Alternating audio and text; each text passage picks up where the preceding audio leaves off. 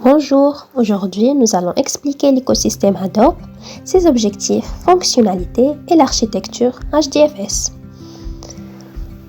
Donc, Hadoop est un framework open source conçu pour stocker et traiter d'énormes volumes de données, de big data, de manière distribuée sur des milliers de machines standards. Donc, premièrement, l'objectif et philosophie de Hadoop. Avant Hadoop, traiter des pétaoctets de données était coûteux et lent. Les systèmes traditionnels atteignent leurs limites. Donc Hadoop résout les défis du Big Data grâce au stockage distribué HDFS, qui permet de sauvegarder d'énormes volumes de données de manière fiable et répliquée sur un cluster de machines simultanément. Le calcul parallélial MapReduce assure un traitement rapide et efficace en déplaçant l'opération vers l'emplacement de données, minimisant ainsi le trafic réseau. Donc sa philosophie est simple. Plutôt que de déplacer toutes les données vers l'endroit où le calcul se fait, Hadoop déplace le calcul vers les données. Cela minimise le trafic réseau et le goulot d'étranglement majeur du Big Data. L'architecture distribuée de Hadoop, notamment grâce à HDFS, confère à la plateforme trois avantages essentiels pour la gestion du Big Data: puissance, évolutivité et fiabilité. Donc deuxièmement, les composants fondamentaux HDFS, YARN et MapReduce. Premièrement, HDFS, Hadoop Distributed File System, c'est la couche de stockage de Hadoop.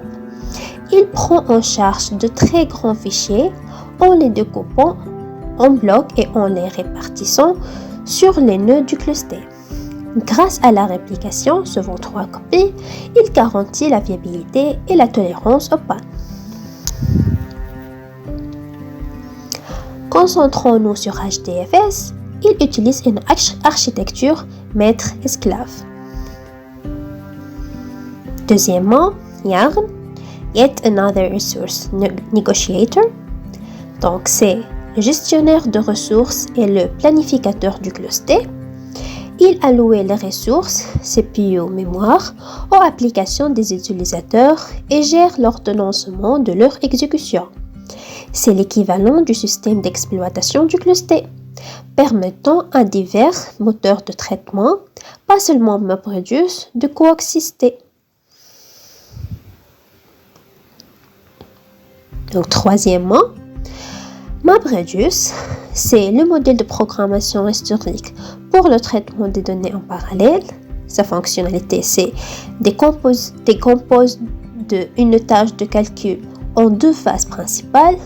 Map, les données sont traitées de manière indépendante sur différents nœuds, et Reduce, les résultats intermédiaires sont agrégés pour fournir le résultat final. Donc, il apporte une scalabilité horizontale illimitée et une résilience qui en font la fondation des infrastructures de données modernes chez les géants du web et de l'industrie.